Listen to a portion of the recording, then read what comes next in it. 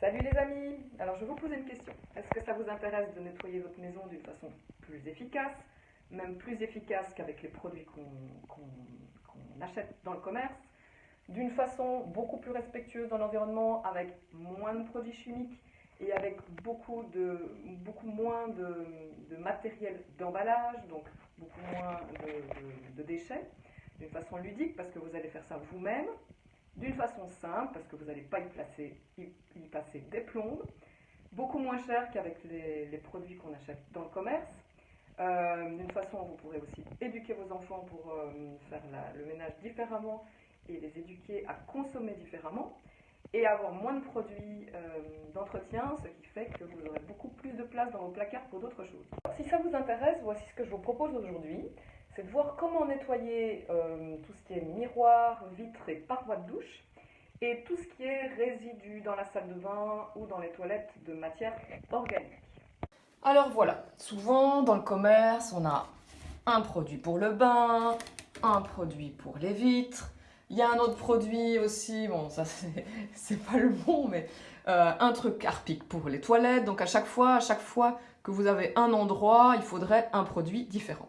Ce que je vous propose, c'est pas un produit différent par endroit, mais c'est un produit différent par type de saleté. Il faut savoir que les saletés qu'on voit en général sur les miroirs, sur les parois de douche et sur les fenêtres, c'est du calcaire. Et comment on enlève le calcaire? En mettant un acide dessus. Je vous propose donc d'utiliser du vinaigre blanc. Ça coûte plus ou moins 1 €, je le prends bio. Et donc, avec ce vinaigre, vous pourrez nettoyer parfaitement vos miroirs, vos fenêtres et vos parois de douche. Alternative au vinaigre, si l'odeur du vinaigre vous insupporte, c'est l'acide citrique que vous diluez comme indiqué sur la boîte. Alors c'est très facile d'utilisation. Vous prenez une bonne vieille éponge, vous mettez directement le vinaigre sur l'éponge, vous nettoyez convenablement et vous finissez à la microfibre. Comme ça, vous n'avez absolument aucun résidu et votre miroir, il est juste nickel. Ça, c'est vraiment ce qu'il y a de mieux, de plus efficace pour nettoyer vos miroirs. Pour nettoyer vos parois de douche, c'est pareil, vous utilisez du vinaigre. Après, j'utilise pas la microfibre, je rince simplement avec le pommeau de douche. Et j'utilise aussi le vinaigre pour les vitres, et c'est la même chose. Et je finis avec la lavette microfibre. Maintenant, je vais vous expliquer comment nettoyer votre émail dans votre salle de bain ou dans vos toilettes. De nouveau, ce qu'il faut savoir, c'est quelle est la nature de ma tâche pour savoir quel produit j'utilise. Donc en général, sur l'émail dans la salle de bain ou dans l'émail des toilettes, c'est des traces de savon qu'on reçoit dans la salle de bain. Donc ce sont des matières organiques, ou dans les toilettes, eh bien, c'est plutôt des matières un peu plus aussi organiques. Les taches brunes qu'on a dans les toilettes, c'est aussi des matières organiques. Donc qu'est-ce qu'on va faire? On va utiliser un produit qui va dissoudre les matières organiques. Il s'agit des cristaux de soude. Attention à ne pas confondre avec le bicarbonate de soude puisqu'il s'agit de molécules différentes. Et le bicarbonate de soude ne fera pas les merveilles que feront les cristaux de soude sur vos taches de savon et de matière fécale dans les toilettes. Alors, comment on fait? Vous mouillez votre éponge, vous saupoudrez un petit peu et vous frottez.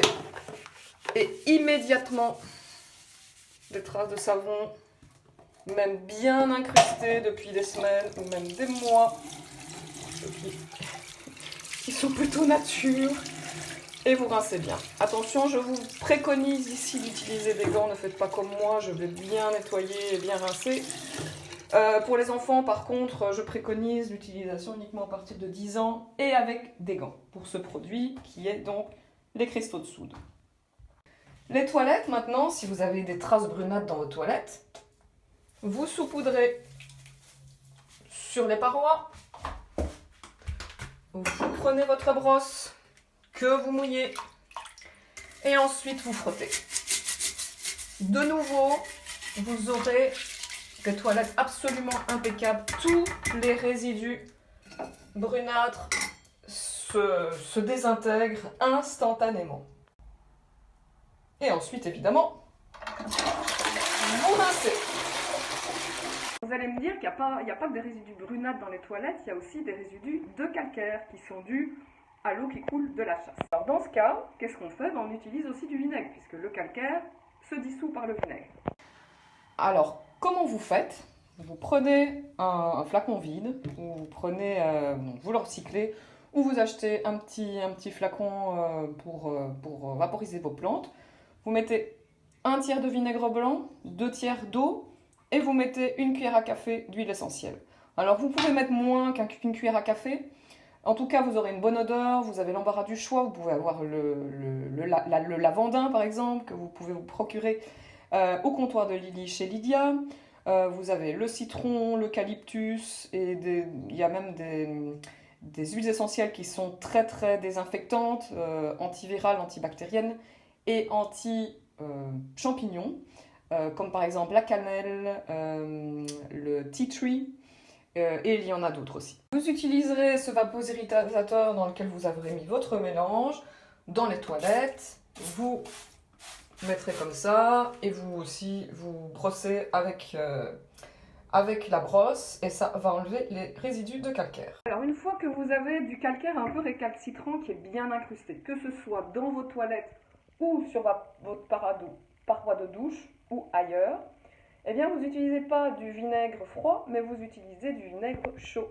Vous allez mettre une moitié de vinaigre et une moitié d'eau dans votre bouilloire, vous faites bouillir et ensuite vous versez soit directement dans les toilettes et vous brossez avec la brosse, ou vous versez sur votre éponge et vous frottez. Alors pourquoi on chauffe? En fait, c'est parce que quand on augmente la température, la vitesse de réaction chimique du vinaigre sur le calcaire augmente. Et donc, c'est pour ça que pour tout ce qui est très récalcitrant, au lieu de frotter pendant plusieurs minutes ou plusieurs dizaines de minutes, eh bien, vous mettez du chaud et c'est quasiment instantané. Alors, vous allez peut-être me poser une question, est-ce que ça désinfecte tout ça? Et est-ce qu'il faut désinfecter? C'est sanitaire. Alors, ma réponse est, il faut nettoyer les sanitaires, mais pas spécialement les désinfecter. Alors déjà, si on met de l'eau de Javel, je vous conseille fortement d'utiliser de l'eau de Javel, parce qu'en fait, ça va tuer tous les bons micro-organismes, ça va aller dans l'eau, ça va être dans les rivières. Et vous savez, ceux qui ont une fosse septique savent très bien qu'on ne peut pas mettre de désinfectant, parce que dans les stations d'épuration, quand toutes les eaux d'égout qui vont dans la station d'épuration, tout ce qui est matière fécale, elles vont être décomposées par des bactéries, des bonnes bactéries. Et c'est grâce à ça que toutes les matières organiques vont disparaître et être transformées. Et si on met de l'eau de Javel, eh ben, on arrête ce processus naturel de décomposition des matières fécales par les bonnes bactéries. Alors l'autre chose à savoir sur la désinfection et les bactéries en général, là je ne vais pas parler de virus, parce que bon, les virus ça peut rester sur les surfaces pendant quelques heures jusqu'à quelques jours. Moi je vais parler des bactéries. En fait les bactéries, pour continuer à survivre et à se développer et se reproduire, il faut qu'elles aient de la nourriture. Donc ça veut dire que si elles n'ont pas ces résidus dont elles se nourrissent, eh bien, elles ne vont plus se développer. Donc c'est pour ça que nettoyer et enlever tout ce qui est résidus, c'est essentiel pour ne pas avoir une contamination bactérienne. Alors bien sûr, si vous êtes malade, si votre enfant est malade, si quelqu'un a une gastro, dans la famille, c'est bien de sanitiser, c'est-à-dire qu'on va mettre des huiles essentielles quand même, à petite dose. Comme ça, on enlève, on va dire, une certaine charge bactérienne. Mais la première chose à faire, c'est de bien nettoyer. Alors maintenant, je vais vous parler du coût, évidemment. Voilà, le vinaigre, c'est plus ou moins 1 €. L'acide citrique, les cristaux de soude, c'est vraiment quelques euros. C'est beaucoup moins cher que les produits déjà tout faits. Surtout qu'en plus, les produits déjà tout faits, souvent ils sont liquides. Ça veut dire que vous payez énormément pour de l'eau, avec quelques ingrédients. Là, les cristaux de soude, ils sont sous forme de poudre. Donc forcément, c'est super concentré. Le vinaigre ne l'est pas, mais ça coûte rien. Et l'acide citrique, c'est pareil, c'est sous forme de poudre. Alors, je vais également vous expliquer pourquoi vous allez protéger l'environnement en faisant comme ce que je viens de vous expliquer. Alors ici, on a l'usine X. Par exemple, Procter & Gamble qui va nous fabriquer un produit pour les toilettes, un produit pour la salle de bain, un produit pour les vitres, etc., etc. Donc en fait, ici, vous aurez 1, 2, 3 packaging. Et il vous en faudra, de toute façon, il y en aura un pour la cuisine. Donc à chaque fois, vous aurez un packaging différent. Ce sera difficile à recycler, donc ça, c'est très mauvais pour l'environnement. Alors, en plus, pour fabriquer le produit WC, par exemple, il faut de 5 à 15 ingrédients. De 5 à 5 ingrédients pour la salle de bain, pour les produits pour des vitres, etc. Donc ça veut dire qu'il va falloir un camion qui apporte quelques ingrédients, il en apportera très rarement les 15 en même temps, donc il va peut-être prendre en grande quantité, il va rapporter 3 sur les 15, il faudra le camion B, le camion C, le camion D. Vous voyez qu'il y a beaucoup de trafic, et donc ça veut dire beaucoup de CO2 qui va aller dans notre atmosphère. Et donc moi, ce que je vous suggère ici, c'est vraiment les molécules à leur état vraiment les plus basiques. Et donc ce sera directement, on va passer ici, ça c'est le magasin. Donc ça va aller au magasin. Ben vous irez directement de là au magasin avec votre vinaigre, votre acide citrique et vos cristaux de soude.